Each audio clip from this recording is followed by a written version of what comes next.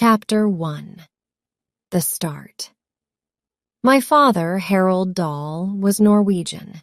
He came from a small town near Oslo in Norway. His father, my grandfather, had a shop in the town. People went to the shop to buy food and things for their houses. The shop had nearly everything. At the age of 14, my father had an accident and badly hurt his arm. A doctor came, but he was not a good doctor. He hurt my father's arm more, and then the arm had to be cut from my father's body. My father had only one arm, but he learned to do lots of things with it. He made one side of a fork into a knife because he wanted to cut his own food.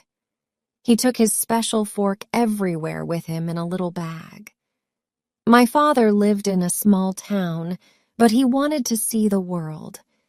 He finished school and got a job on a ship. It took him to Calais in France. From there, he went to Paris. In Paris, my father met a young woman called Marie and married her. At that time, many ships traveled across the world, and they needed fuel, food, and thousands of other things. My father started a company that had all these things. The ships bought everything they needed from his company, and my father made a lot of money. He took his family to Wales because Cardiff was an important city for ships. My father and Marie had 2 children, a girl and a boy, but then Marie sadly died. My father was sad, and he wanted a new wife. In 1911, he went on holiday to Norway. There, he met a young Norwegian woman called Sophie and married her. They had 4 more children, 2 girls, a boy, me in 1916, and a 3rd girl. Now they had a happy family with 6 children. We all lived together in a big house in Wales, in a village 8 miles west of Cardiff. We had chickens, cows, and horses. Our big family was very happy, but then my sister Astrid got an illness, and she died. She was only 7 years old. My father got a different illness, and he died too. Maybe he did not fight his illness because he was very sad about Astrid. Today, these illnesses do not often kill people. Doctors can give people something to make them better, but in 1920, doctors could not help my family. Now my mother had 5 children, a new baby, and no husband. She was a young Norwegian in a strange country, and her family were all in Norway. But my mother stayed in the United Kingdom because my father wanted his children to go to school in England. "English schools are the best schools in the world," he always said. I do not remember a lot from my earliest years, but I can remember one thing very well. My tricycle. A tricycle is a bike for small children, but it has 3 wheels. My sister and I loved to ride our tricycles as fast as we could in the middle of the road. It felt good to go very fast. We could ride in the road because there were not many cars in those days. Chapter 2. The Sweet Shop. In 1923, I was 7 years old and I started school. Every day, my friends and I walked about a mile to school and we went past a sweet shop. And every day we stopped and looked at all the wonderful sweets in their jars. Sometimes we had money and we could buy some sweets. But there was one problem. A bad woman worked in the shop. Her name was Mrs. Pratchett. Mrs. Pratchett was a small, ugly old woman. She never smiled and she was never friendly. She always shouted at us, "I'm watching you," or "You have to buy something or you must go away." She was also very dirty. Her clothes always had egg and bread and tea from her breakfast on them. Her hands were gray and dirty, and her fingers were black. and she put these dirty hands into the jars of sweets.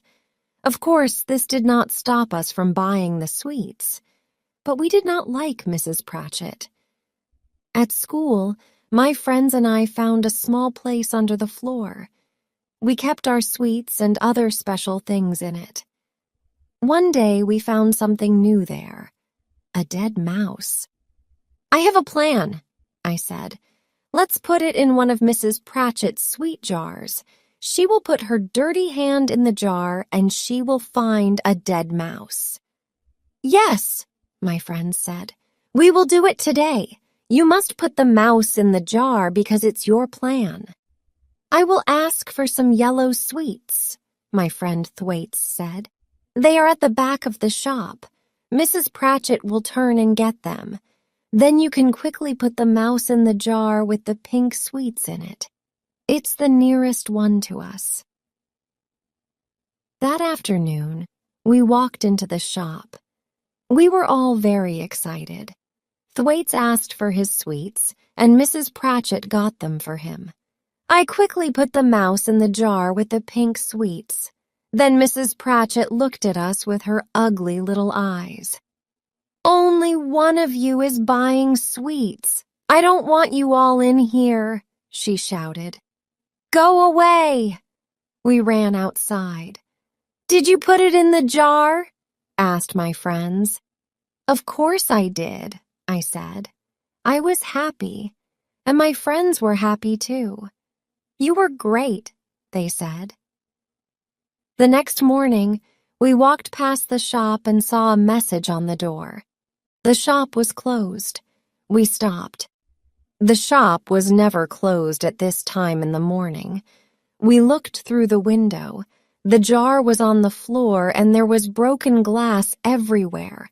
The mouse was on the floor too, but we could not see Mrs. Pratchett. Something was very wrong. "Mrs. Pratchett had a shock," 𝐒𝐧𝐠𝐥𝐢𝐬𝐡 said. "Shocks can hurt old people. Bad things happen to them." "What?" we said. "What happens to them?" "Their bodies stop and they die," 𝐒𝐧𝐿𝐴𝐻𝐿 said. Then he said to me, "You killed her." "Me?" I said. "Why only me?" "It was your plan," 𝐒𝐧𝐿A𝐻𝐿 said, "and you put the mouse in the jar." I was a killer. At school, I felt bad. I am only 8 years old, I thought, because I wanted to feel better. No little boy of 8 kills anyone. It's not possible. The teachers sent everyone outside. I waited for the police to come and take me away. Mr. 𝐭𝐭∫𝐬𝐻, the headmaster, came outside with a woman. It was Mrs. Pratchett. She was not dead. I was not a killer. The old woman looked at all the boys, and she pointed a dirty finger at 𝐒𝐧𝐿A𝐻𝐿. "That's him!" she shouted. "That's one of them." Everyone in the school looked at 𝐒𝐧𝐿A𝐻𝐿. "That's one too," she said. She pointed a finger at me. Then she pointed at our 3 other friends. My 4 friends and I went to the headmaster's room. It smelled of tobacco. Mr. 𝐭𝐭∫𝐬𝐻 was a very tall man, and in his hands he held a long yellow cane.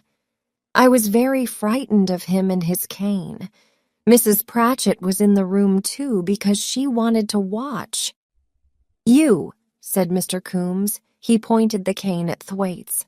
"Come here." 𝐒𝐧𝐿A𝐻𝐿 walked very slowly. He put his hands on the floor, and the headmaster hit his bottom with the cane. It made a loud noise. Little 𝐒𝐧𝐿A𝐻𝐿 flew in the air. "Ow!" he shouted. "Harder!" shouted Mrs. Pratchett. The headmaster hit 𝐒𝐧𝐿A𝐻𝐿 4 times. We had to watch and wait. After all the other boys, it was me. I put my hands on the floor.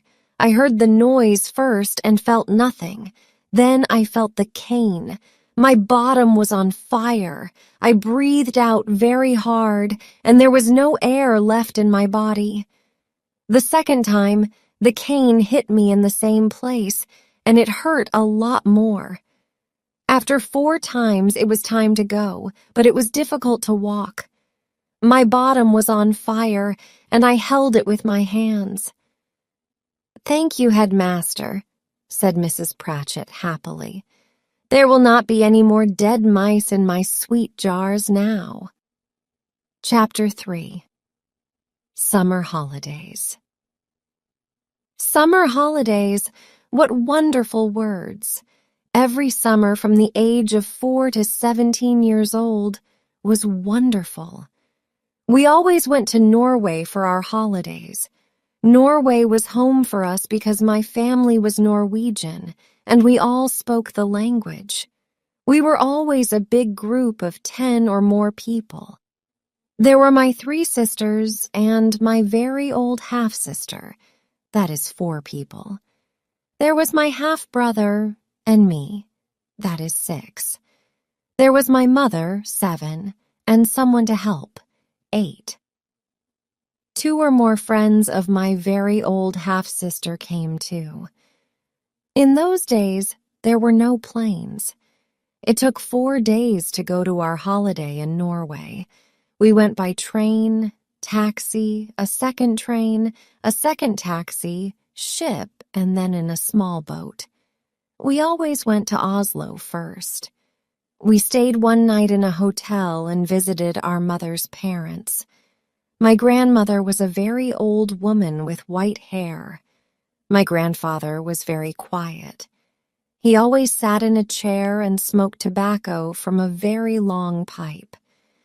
After the visit to my grandparents, we traveled to a little island. Its name was 𝐄𝐧𝐠𝐥𝐢𝐬, and it was the best place on earth. We went to the beach there. We swam in the sea and lay in the sun. We went to other islands in our little boat and ate fish from the sea. They were wonderful days. I remember only one bad thing about our holidays in Norway. One year, my mother said, "We are going to the doctor. He wants to look at your nose and mouth." "What's wrong with my nose and mouth?" I asked. I was about 8 years old. "Not a lot," my mother said, "but I think you have adenoids." "What are adenoids?" I asked her. "Don't worry," she said. "It's nothing." The doctor looked up my nose and in my mouth. I did not worry because I was too young to understand. Someone held a bowl under my face. The doctor had a very long knife. He put it in hot water over a fire to make it clean. "Open your mouth," said the doctor. But I did not want to. "It will be quick," he said. I opened my mouth. The doctor's knife went into my mouth. It moved very quickly. The doctor turned it 4 or 5 times. Something red went from my mouth into the bowl. It was a shock. "Those are your adenoids," said the doctor. He pointed at the red things in the bowl. The top of my mouth was on fire. I held my mother's hand. How could someone do this to me? "You will breathe more easily now," said the doctor. My mother and I walked home. Yes, I said walk. There was no bus or car. We walked for 30 minutes. We got home to my grandparents' house and someone gave me a chair. "He can rest there for a few minutes," my grandparents said. This was in 1924. It was normal to cut a child's adenoids with no anesthetic in those days. Chapter 4. Boarding School. In September 1925, I was 9 years old, and it was time for me to go to boarding school. Children stay the night at boarding school and live there without their families. St. Peter's School in Somerset was the nearest English boarding school to our house in Wales, but it was across 15 miles of sea. This sea was called the Bristol Channel. For school, my mother gave me a very special new box. It was called a tuck box. Every child at boarding school has a tuck box. They are always closed with a key, and no teacher can look inside them. Boys keep food, toys, and other special things in them. At St. Peter's Ness, one boy kept a frog in his tuck box. My mother traveled to St. Peter's School with me. We went to Cardiff in a taxi and then across the water by boat. On the English side, we went in a second taxi to the school. I had a new school uniform.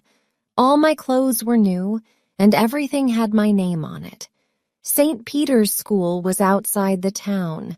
It had beds for 150 boys and rooms for the headmaster's family. There was a lot of grass outside for playing sport. On the first day, there were many boys and their families in front of the school. The very tall headmaster walked from group to group to meet the parents. "Goodbye, Mrs. Dahl," he said quickly. "It's time to go. Don't worry. We will look after him." My mother understood. She said goodbye to me and left in a taxi. The headmaster went to talk to a different family. I stood there with my new tuck box and began to cry. I was sad because I did not want to live away from my family. Life at St. Peter's School was difficult. The teachers were not friendly, and I was always frightened of the cane. We had to wash in cold water, and the food was bad. I wanted to go home and see my family.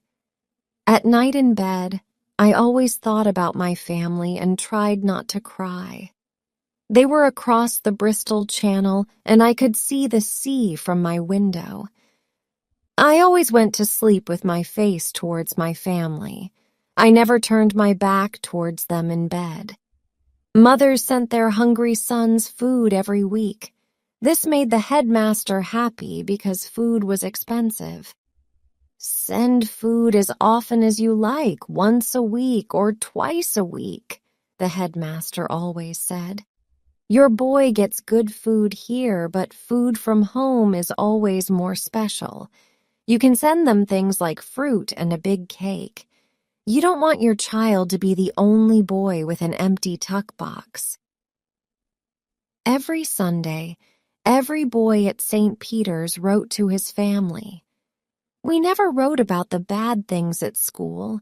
We only told our parents good things because the headmaster read our letters. He saw our bad spelling, but we could not change it in the letters. We had to write the words correctly later.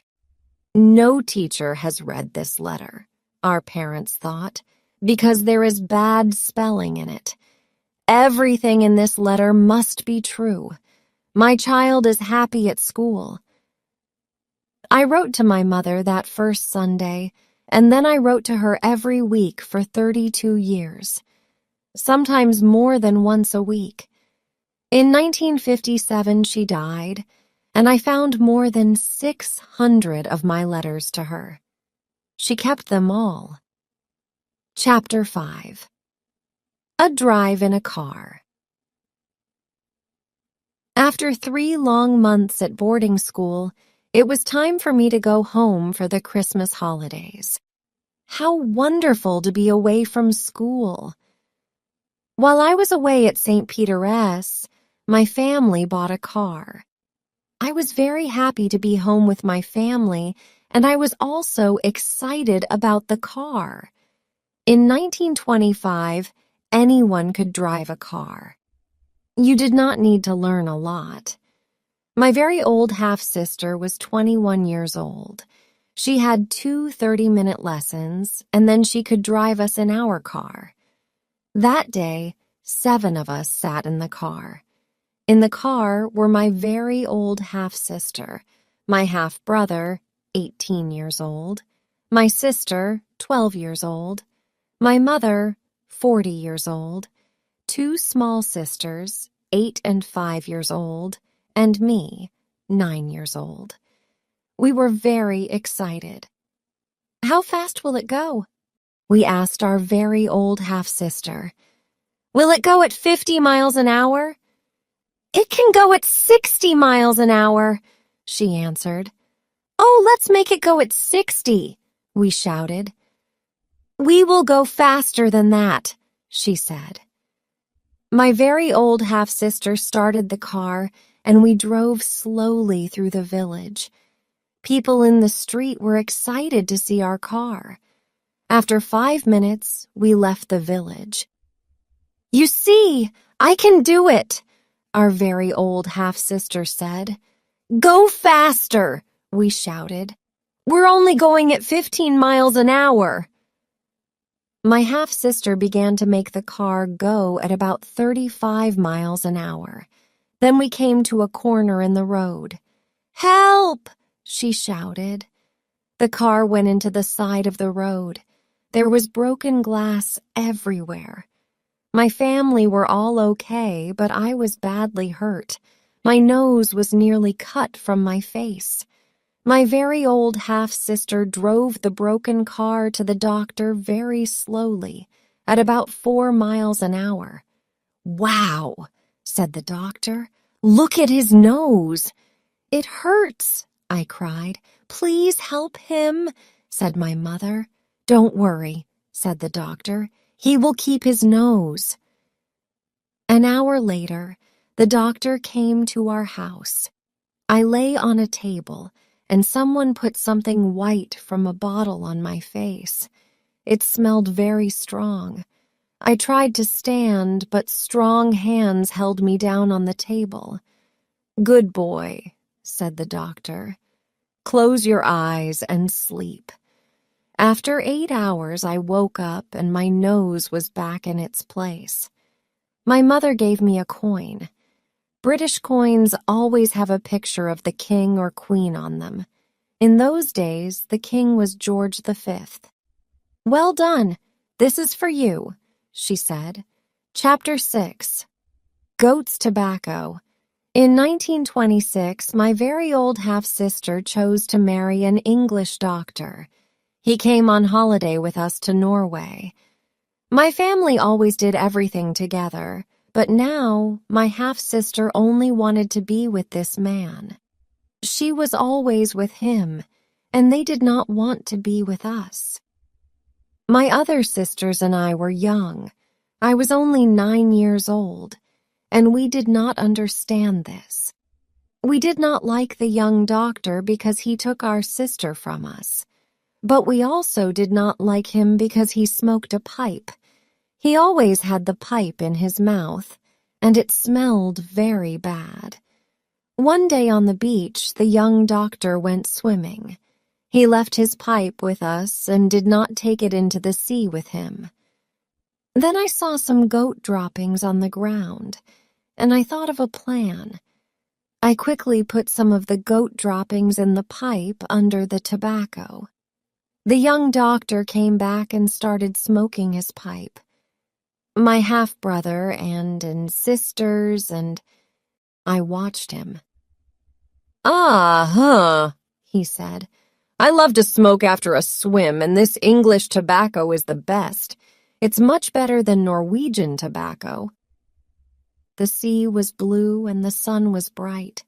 It was a beautiful day. Then we heard a loud shout and watched the young doctor fly into the air. His pipe flew out of his mouth and his face was the color of snow. Help! Help! My body is on fire! The doctor shouted. My very old half-sister was very frightened. What's wrong? Where does it hurt? She cried. Get the boat! Quickly! We must go to hospital.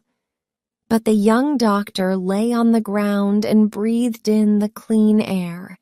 After 5 minutes, he started to feel better. What happened? Asked my very old half-sister. I don't know, said the doctor. I know, said my little sister excitedly. Tell us, said my very old half-sister. It's his pipe, shouted my little sister. What's wrong with my pipe? asked the doctor. "It had goat droppings in it," said my little sister, and she laughed. My very old half-sister and the doctor quickly understood, and they were very angry. The doctor stood up. My half-brother, sisters, and I quickly ran away from him into the sea. Chapter 7. Repton. In 1929, my mother asked me, "Do you want to go to Marlborough or Repton?" They were famous and expensive English schools, but I knew nothing about them other than that. "Repton," I answered, because it was an easier word to say than Marlborough. "Very well," said my mother. "You will go to Repton." Repton was a boarding school in the middle of England. Every Repton boy wore the same, very strange uniform. I wore it, and my sisters laughed at me. I felt stupid in the clothes for Repton, but in the street my mother said, "You look good in your school uniform. People can see it. They think you are important because you go to a famous school." At the station, I saw many boys, and they all wore the same uniform. The train took us all away to Repton. I was 13 years old. Lots of strange things happened at Repton. They did at all English boarding schools. Older boys were always more important than younger boys, and a small group of the oldest boys were the most important of all. At Repton, we called these boys bozers. Bozers told us what to do, and we had to do it. We cleaned the bozers' rooms and made their fires. We sometimes cooked their breakfast. Bozers were always right, and younger boys were always wrong. On Sundays, 2 other boys and I had to clean our bozers' room. We cleaned it for hours. We washed the floor, the windows, and the walls, but the bozer often found something wrong with our cleaning, and he hit us with a cane. A bozer could stand in any room of the school and shout about a job. Then every young boy had to run to him. The slowest boy had to do the job. One snowy morning, I heard a bozer shout about a job. I ran as fast as possible, but I was the slowest boy to get there. "Doll, come here," said the bozer. His name was Wilberforce. "Go and make my toilet warm." At Repton, all the toilets were outside, and their little rooms had no doors. In winter, they were very cold. My job was to sit on the toilet before Wilberforce and make it warm for him. I sat on the toilet for 15 minutes, and then Wilberforce came. "Is it warm?" he asked me.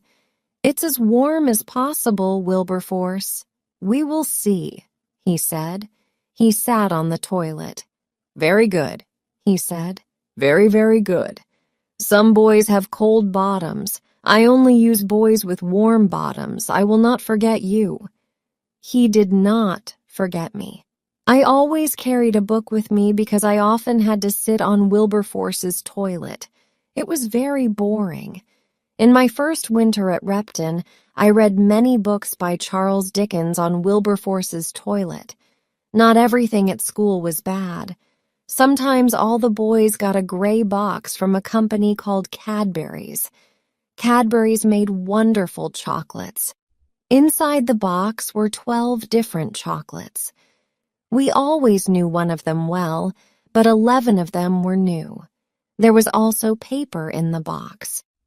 Our job was to try all the chocolates and write the good and bad things about each one on the paper. Cadbury's plan to ask us about their new chocolates was a good one. Boys at Repton were some of the best chocolate customers in the world. Who knew more about chocolate than us? How do companies plan their new chocolates? I love to think about this. Many years later, I needed a story for a new book. I remembered those little boxes of chocolate at Repton, and I started to write my book, Charlie and the Chocolate Factory. Sport is very important at English boarding schools, and we played a lot of it. Happily, I was good at sport, and I enjoyed it. Playing sport helped to make the long days shorter. Life at school was easier for good sportsmen, but it was difficult for bad sportsmen. My favorite sport was a very fast game with a ball. It was called fives. Because I was one of the best at fives at Repton, I traveled to other boarding schools and played it with their boys.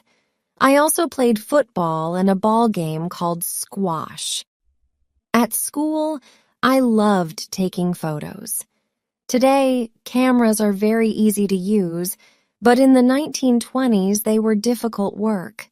I had a big, heavy camera with glass plates. I made a dark room near the school's music rooms, and I made many photos there. After school, do you want to study at Oxford or Cambridge? My mother asked me one day. These are great and very famous places, and boys from good public schools normally wanted to study at them. But I did not want to study more. I chose to start work at a company called Shell because I wanted to see the world. I traveled to many countries with Shell, but that is a different story and a different book. I may tell it one day.